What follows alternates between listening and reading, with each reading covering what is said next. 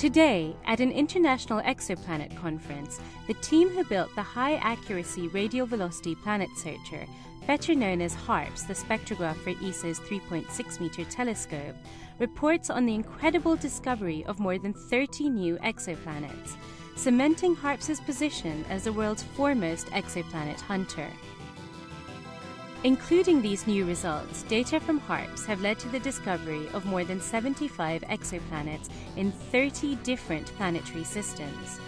In particular, thanks to its amazing precision, the search for small planets, those with a mass of a few times that of the Earth, known as super-Earths and Neptune-like planets, has been given a dramatic boost. HARPS has facilitated the discovery of 24 of the 28 planets known with masses below 20 Earth masses. As with the previously detected super-Earths, most of the new low-mass candidates reside in multi-planet systems with up to 5 planets per system. In 1999, ESO launched a call for opportunities to build a high-resolution, extremely precise spectrograph for the ESO 3.6-meter telescope at La Silla, Chile. Michel Mayor from the Geneva Observatory led a consortium to build HARPS, which was installed in 2003, and was soon able to measure the back and forward motions of stars by detecting small changes in a star's radial velocity, as small as 3.5 kilometers per hour, or a steady walking pace. Such a precision is crucial for the discovery of exoplanets. The radial velocity method, which detects small changes in the radial velocity of a star as it wobbles slightly under the gentle gravitational pull from an unseen exoplanet, has been the most prolific method in the search for exoplanets. Most of the planets discovered today, more than 300, have been discovered just by the wobble of the velocity of a star, because you have the gravitational influence of the planet turning around.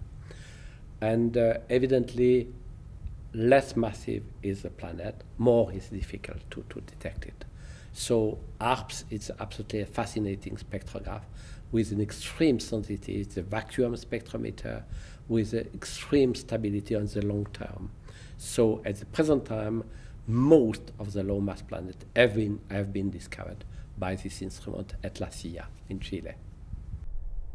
In return for building the instrument, the HARPS consortium was granted 100 observing nights per year during a 5-year period to carry out one of the most ambitious, systematic searches for exoplanets so far implemented worldwide, by repeatedly measuring the radial velocities of hundreds of stars that may harbor planetary systems. The program soon proved very successful. Using HARPS, Mayor's team discovered, among others, the first super-Earth around Mu Ara, the trio of Neptunes around HD 69830, Gliese 581d, the first extrasolar planet in the habitable zone of a small star, and the lightest exoplanet ever detected around a normal star, Gliese 581e. More recently, they found a potentially lava-covered world, with density similar to that of the Earth's. These observations have given astronomers a great insight into the diversity of planetary systems and help us understand how they can form.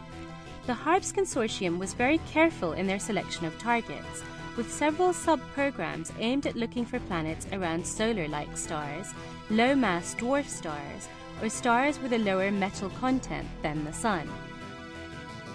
Although it was thought that giant planets couldn't form around low-mass stars, the HARPS team has found several of them. The number of exoplanets known around low-mass stars, so-called M-dwarfs, has also dramatically increased, including new super-Earth candidates.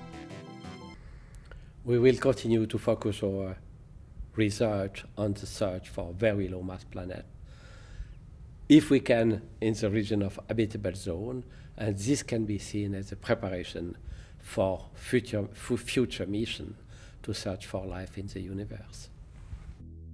Although the first phase of the observing program is now officially concluded, 2 new observing programs have been started, and the team still expect many new discoveries from the first 5 years of measurements. There is no doubt that HARPS will continue to lead the field of exoplanet discoveries, especially pushing towards the detection of Earth-type planets.